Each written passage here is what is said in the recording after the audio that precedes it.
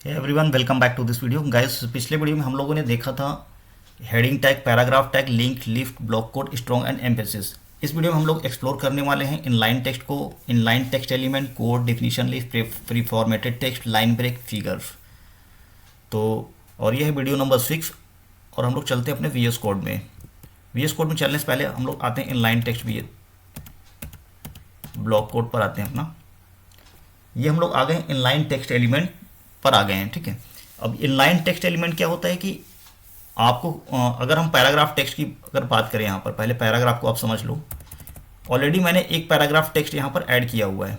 अगर मैं इसको रिप्लिकेट कर दूं तो क्या होगा, दो पैराग्राफ यहाँ पर हो गए 1 बाय 1, ठीक है। तो अब यहाँ पर इफेक्ट क्या आएगा, दो पैराग्राफ बन गए, ठीक है, दो पैराग्राफ बन गए। लेकिन आपको क्या करना है कि कुछ टैग ऐसे होते हैं कि जिनका इफेक्ट ऐसा यूं लगा लो कि इन लाइन है, उनका इफेक्ट इन लाइन रहेगा। यानी कि पैराग्राफ टैग के अंदर जैसे हमने स्ट्रॉन्ग टैग यूज़ किया, ये भी इन लाइन टैग के अंदर ही आता है। बी टैग भी इन लाइन टैग के अंदर ही आता है।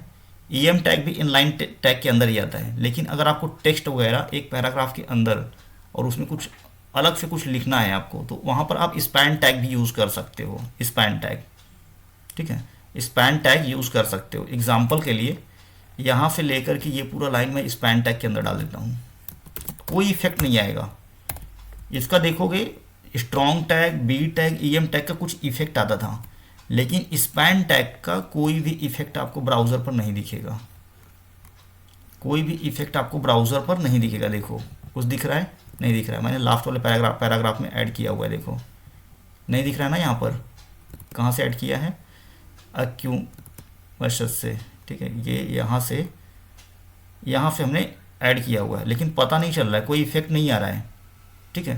तो इसलिए इसको ज़्यादा सूटेबल इनलाइन टैग बोला जाता है। इनलाइन टैग अगर आपको टेक्स्ट वगैरह लिखना है तो इनलाइन टैग इसको यूज़ कर सकते हो। हाँ, पर्पज़ क्या है इसका यूज़ करने का, पर्पज़ है स्टाइलिंग। सपोज करो हमको इसका कलर चेंज करना है थोड़ा सा, इफ इतने कैरेक्टर को थोड़ा सा फोकस करना है कुछ डिफरेंट कलर में, साइज वगैरह फोकस नहीं करना, कलर चेंज करना है, आप कलर चेंज कर सकते हो। देखो हमने जैसे इस पर CSS अप्लाई किया इनलाइन, या जो भी CSS आप अप्लाई करोगे, कलर वगैरह चेंज कर सकते हो, ठीक है। फ़ॉन्ट साइज भी बढ़ा सकते हो आप, फ़ॉन्ट साइज भी इसको थोड़ा सा बढ़ा सकते हो,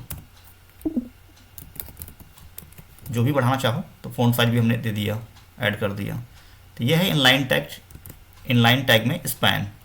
अगला टैग अगर हम लोग एक्सप्लोर करें तो है एब्रीवेशन। एब्रीवेशन क्या होता है, अगर आपके पास कोई जैसे कंप्लीट एक लाइन है और आपको उसका शॉर्ट फॉर्म बनाते हो, दैट इज़ द एब्रीवेशन। तो जैसे HTML का है, HTML का फुल फॉर्म क्या है, हाइपर टेक्स्ट मार्कअप लैंग्वेज। तो अगर आपको HTML आपको यहाँ पर लिखना है, आपको अपने पैराग्राफ के अंदर क्या करना है, यहाँ पर सपोज करो कि एक HTML लिखना है। यहाँ पर स्टार्टिंग में ही ले लेता हूँ HTML कुछ इस तरह से। तो HTML तो हमने लिख दिया, यहाँ पर HTML आ भी गया, देखो। लेकिन हमें HTML का मतलब नहीं पता चल रहा है। अभी तो आपको पता है HTML फेमस है, लेकिन कोई कि आपने अपना एक एब्रीवेशन बना लिया, शॉर्ट फॉर्म। तो पता कैसे चलेगा यूज़र को कि इसका फुल फॉर्म क्या है। तो आप यहाँ पर क्या कर सकते हो, एब्रीवेशन टैग यूज़ कर सकते हो। यहाँ पर क्या कर सकते हो, ऐसे एक टैग है HTML में, इसको यूज़ कर सकते हो। और इसमें एक प्रॉपर्टी है टाइटल, तो यहाँ पर टाइटल आप दे सकते हो, टाइटल ऐसे। और यहाँ पर लिख सकते हो हाइपर टेक्स्ट मार्कअप, या जो भी फुल फॉर्म होगा,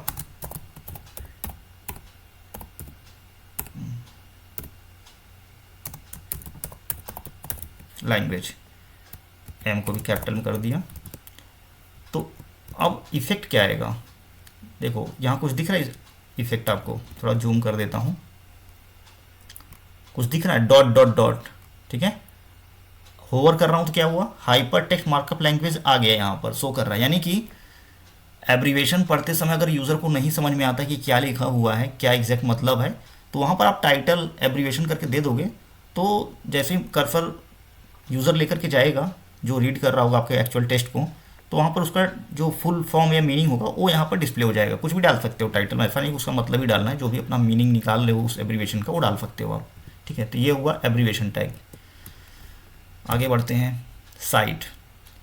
साइट टैग जो यूज़ होता है बेसिकली यूज होता है कि अगर आप कोई कंटेंट आप अपने वेबसाइट पर लिख रहे हो, ठीक है, कोई पैराग्राफ आपने लिखा और लिखते समय कुछ कीवर्ड या कुछ रेफरेंस ऐसा दिए जो कि एक्सटर्नल सोर्स से आपने लिया है, तो आप उसको कुछ एट्रीब्यूट दे सकते हो।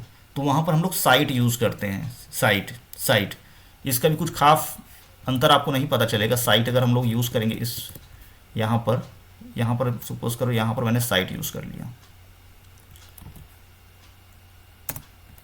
स्पेस बनाया और मैंने टैग लगाया साइट। ये सब इनलाइन टैग ही हैं, इसमें ब्लॉक वाइज ये टैग नहीं है, ठीक है। अब इसको मैंने साइट के अंदर पुट कर दिया। देखो एंटर मार के दिखाता हूँ। ऐसा नहीं कि एंटर मारूंगा तो स्क्रीन में एंटर ऐड कर लेगा, ऐसा नहीं है। देख लो ध्यान से, आगे आगे ये आने वाला है, ठीक है। हमने एंटर कर दिया, इतना सारा गैप कर दिया है और गैप कर दिया लो। तो ऐसा नहीं है कि स्क्रीन पर ब्राउज़र में कोई गैप आएगा। ये आप देखो कोई गैप आया यहाँ पर, नहीं आया ना, यही मैजिक था। अब साइटेशन में जब हमने यहाँ पर किया तो इफेक्ट में क्या आया कि थोड़ा सा इटैलिक हो गया बस, ठीक है। तो जब भी एक्सटर्नल सोर्स या रेफरेंस आपको देना है तो आप वहाँ पर साइट यूज़ कर सकते हो। जैसे ही साइट यूज़ करोगे ये थोड़ा सा एम्फेसिस टाइप का ऐड कर लेगा। जैसे देखो आर्किटेक्टो पे हमने एम्फेसिस ऐड किया था, सेम एज इट इज़ लिया हुआ है। बट ऐसा नहीं है कि साइट को आप एज अ जब इटैलिक करने की ज़रूरत पड़ेगा तो आप साइट यूज़ करोगे। साइट को तभी यूज़ करना है, इस साइट को जब आप एक्सटर्नल फोर्स बता रहे हो या रेफरेंस दे रहे हो, ठीक है, तभी साइट को यूज़ करना है। अदरवाइज एम्फेसिस टैग को ही यूज़ करना है इटैलिक करने के लिए। ये इटैलिक करने के लिए ये टैग नहीं है, ये एक्सटर्नल सोर्स या रेफरेंस देने के लिए टैग यूज़ होता है। तो ये हुआ हमारा साइट टैग।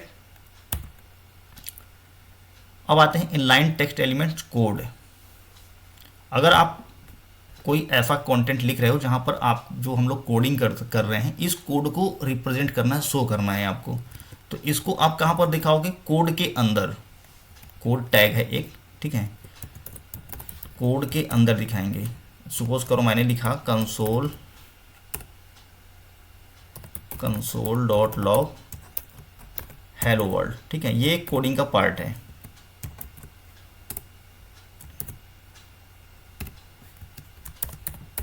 हेलो वर्ल्ड, ठीक है, हेलो वर्ल्ड, वो कैपिटल में हो गया, स्मॉल कर दिया। अब देखो हेलो वर्ल्ड मैंने यहाँ दिया है, यहाँ पर ऐड किया है, ठीक है। इसका फ़ॉन्ट देखो और जो पहले से फ़ॉन्ट है उसका फ़ॉन्ट देखो, दोनों में अंतर है ना। बस इतना सा ही वर्क है। अगर आपको कोड रिप्रेजेंट करना है तो आपको कुछ इस तरह से कोड के अंदर डालना है, ठीक है, तो उसका फ़ॉन्ट थोड़ा सा अलग आएगा, कोडिंग स्टाइल में आएगा, ठीक है। बस इतना सा ही है और इस टैग के अंदर ज़्यादा कुछ नहीं है, बहुत कम यूज़ भी होता है। नेक्स्ट आता है डेफिनेशन लिस्ट, ठीक है। डेफिनेशन लिस्ट उस टाइम यूज़ होगा जैसे अगर आपको कुछ FAQ टाइप का बनाना है या कुछ ऐसा heading then content then heading then content then heading then content, तो आप वहाँ पर DL टैग का यूज़ कर सकते हो, डेफिनेशन लिस्ट। अब इसमें तीन प्रॉपर्टी होता है। एक तो डेफिनेशन लिस्ट के लिए DL है और फिर DL के अंदर DT आएगा, यानी कि data term and data definition, DD।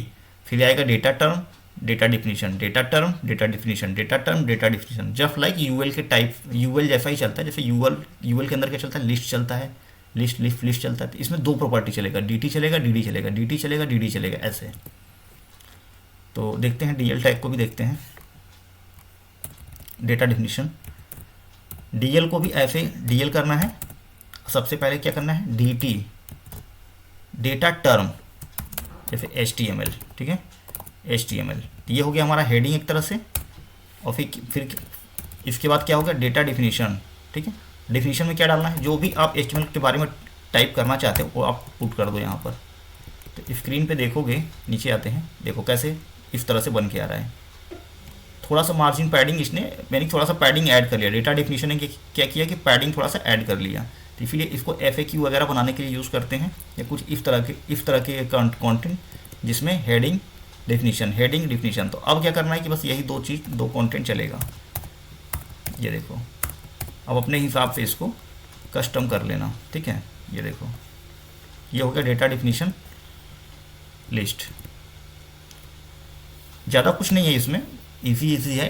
Tag HTML में ज़्यादा कुछ है नहीं। बाकी HTML को जब CSS के साथ हम लोग एक्सप्लोर करेंगे तब थोड़ा सा ज़्यादा वर्क हम लोग कर पाएंगे, ज़्यादा बेहतर तरीके से समझेंगे और वर्क कर पाएंगे। अभी बस टैग को एक्सप्लोर कर रहे हैं, कौन सा टैग क्या करता है, क्या रोल है, क्या वर्क है उसका, ताकि हम लोग अपनी ज़रूरत के हिसाब से जब लेआउट बनाएंगे तो उसके अकॉर्डिंग टैग को यूज़ कर पाएँ। अब आता है एक pre formatted tags, pre tag.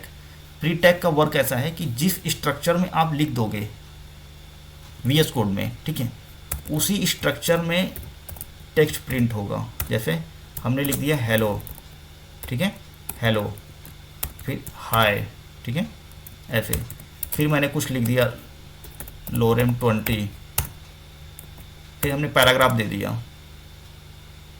Dot dot dot dot, फिर हमने लिख दिया थैंक्स, कुछ भी आप लिख सकते हो इस तरह से। तो क्या करेगा ये, एज इट इज़ प्रिंट करेगा। देखो प्री फॉर्मेटेड टैग, यानी जैसे हमने लिखा है वैसे ही प्रिंट करेगा। देखो वैसा ही है एग्जैक्टली। बस इसमें क्या अंतर क्या है कि जो आपका पहले प्री डिफाइंड मतलब फॉन्ट फेस था, फॉन्ट फैमिली था, फॉन्ट फेस, ये नहीं लिया है, ये डिफ़ॉल्ट में लिया हुआ है। देखो इसका फ़ॉन्ट अलग जा रहा है। तो जब भी आपको कोडिंग टाइप का चीज़ रिप्रेजेंट करना है, जैसे आपको अपने स्क्रीन में कि आपने कोई फंक्शन बनाया, सपोज करो कि एक मैं और ले लेता हूँ प्री, और आपको दिखाना है, ई हट गया, यहाँ भी ई लगा दो गाइस, यहाँ भी ई लगा दो, आप ऐड कर दो, नहीं तो एरर बताएगा, एरर तो बताता ही नहीं है HTML। अब यहाँ पर क्या करना है कि आपको एक, जैसे सपोज करो जावास्क्रिप्ट में फंक्शन हम बनाते हैं, तो फंक्शन कैसे बनाते हैं जावास्क्रिप्ट में, फंक्शन कीवर्ड से, ठीक है। हेलो का हमने फंक्शन बना दिया। अब ये फंक्शन हमें दिखाना है कि प्रिंट करना है, कंसोल डॉट लॉग कर रहा है, console dot log hello, hello print कर रहा है, ठीक है।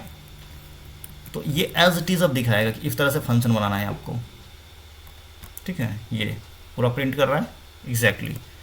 तो इस तरह से प्री फॉर्मेटेड टेक्स्ट यूज़ करते हैं। और हमारा जो एक और इम्पॉर्टेंट टैग रह गया है, एक तो लाइन ब्रेक रह गया और हॉरिजेंटल रूल और फिगर्स एंड कैप्शन, ठीक है। तो लाइन ब्रेक में जो हमारा रहेगा, प्री फॉर्मेटेड हो गया लाइन ब्रेक। लाइन ब्रेक जो टैग है लाइन को ब्रेक करने के लिए यूज़ करते हैं। अगर आपको सपोज करो कि हमने जैसे पैराग्राफ टैग यूज़ किया था जो कि पी टैग था, यहाँ पर पी टैग में आ जाते हैं, पैराग्राफ एक और ले लेते हैं। मैंने एक नया और पैराग्राफ टैग यहाँ पर ऐड कर लिया, ठीक है, बॉडी के अंदर। यहाँ पर लोरेम मैं करता हूँ 25, थोड़ा सा एक यहाँ पर आ गया हमारे पास, ठीक है, हमने बना लिया यहाँ पर, ठीक है। तो यहाँ पर हमने ले लिया। अब मैं करता क्या हूँ कि अभी 2 लाइन आपको दिख रहा है यहाँ पर, ठीक है। अभी हम इसको 3 लाइन में कन्वर्ट करना है। क्या करना है, हमें यहाँ से ब्रेक करना है। तो BR टैग यूज़ करना है आपको, FA, सेल्फ क्लोज कर दो इसको, सेल्फ क्लोज लगाना इंपॉर्टेंट है, बहुत ज़्यादा इंपॉर्टेंट नहीं है, नहीं भी लगाओगे तब भी चल जाएगा। अब देखो जहाँ से हमने इसको ब्रेक किया, यहाँ से देखो ये ब्रेक हो गया। अगर आप चाहो तो यहाँ से ही ब्रेक कर सकते हो, कहीं से ही ब्रेक कर सकते हो। लाइन को ब्रेक करने के लिए यूज़ करते हैं, ठीक है, इसीलिए इसको बोलते हैं लाइन ब्रेकर या लाइन ब्रेक टैग, ठीक, लाइन ब्रेक टैग। उसके बाद आ जाता है हॉरिजेंटल लाइन। अब क्या करते हैं कि ये जो हमारा एंड होता है, यहाँ से अगर आपको एक लाइन खींचना है अपने स्क्रीन में पूरा, आप ये टैग लगा सकते हो, हॉरिजेंटल हॉरिजेंटल रूल बोलते हैं इसको, ठीक है, हॉरिजेंटल रूल। ये देखो लाइन आ गया, ऐड हो गया HR टैग से। HR टैग से क्या हुआ, हॉरिजेंटल लाइन ऐड हो गया आपके वेब स्क्रीन में, वेब पेज में, ठीक है।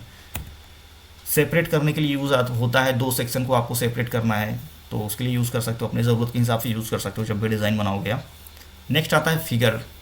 फिगर जो टैग है ये इसलिए यूज़ करते हैं कि अगर आपको अपने स्क्रीन में सुबह जैसे यहाँ पर इमेज दिख रहा है, इधर इमेज दिख रहा है, आपने इधर इमेज लगा दिया, यहाँ पर इमेज लगा दिया, बहुत सारे इमेज लगा दिया, और हर इमेज का अगर आपको नाम देना है तो फिगर इमेज आप यूज़ कर सकते हो, फिगर के अंदर इमेज टैग यूज़ कर सकते हो, ठीक है। बस इसमें करना कि जब भी इमेज प्रॉपर्टी के लिए यूज़ होता है फिगर ऐसे, ठीक है, जब भी फिगर टैग यूज़ होगा तो इसके अंदर IMG टैग यूज़ होगा। ही इमेज का टैग है, इमेज रिप्रेजेंट करने के लिए, और उसके साथ एक टैग यूज़ होगा अगर फिगर यूज़ कर लिया आपने, या ऑप्शनल भी कह सकते हो, फिग कैप्शन, ठीक है, फिग कैप्शन करके ये इमेज यहाँ पर यूज़ होगा। देखो मैंने कैप्शन जैसे ही डाला इमेज, यहाँ पर कैप्शन कर देता हूँ, इमेज तो नहीं आ रहा है, अभी मैं इमेज पर वर्क नहीं कर रहा हूँ, ठीक है। तो इमेज कैप्शन दिया और यहाँ पर आ जाएगा, इसके जस्ट इमेज कैप्शन के ऊपर इमेज आ जाएगा, ठीक है। इस तरह से कुछ वर्क करेगा। तो इसके लिए फिगर हम लोग HTML टैग यूज़ करते हैं। तो ये हो गया फिगर कैप्शन। और फिगर कैप्शन के साथ जो हमारा ये टेक्स्ट कंटेंट मॉड्यूल था, ये हमारा होता है फिनिश। नेक्स्ट जो कंटेंट हमारा रहेगा, जो नेक्स्ट मॉड्यूल रहेगा 4, तो उसमें हम लोग जो देखने वाले हैं यहाँ पर, ये हम लोग देखेंगे, मैं यहाँ पर थोड़ा सा आइडिया दे देता हूँ। नेक्स्ट रहेगा फॉर्म कंट्रोल मॉड्यूल। ये भी सबसे इंपॉर्टेंट मॉड्यूल है HTML का। टेक्स्ट कंटेंट मॉड्यूल कंप्लीट हुआ, जो भी हम लोग टेक्स्ट वगैरह लिखेंगे या जो भी टेक्स्ट हम लोग यूज़ करेंगे, जितने भी टैग्स हो सकते थे, मोस्टली सारे टैग हमने देख लिया कौन कौन से टैग है। अब होता है इनपुट फील्ड, यानी फॉर्म जब भी बनाओगे तो यूज़र से कुछ हम लोग इनपुट लेंगे। तो ये फॉर्म डिज़ाइन का जो टैग हैं वो सारा एक्सप्लोर करेंगे, वो सभी टैग हम लोग एक्सप्लोर करेंगे, ठीक है। सो मिलते हैं फिर नेक्स्ट वीडियो में। So thank you watching for this.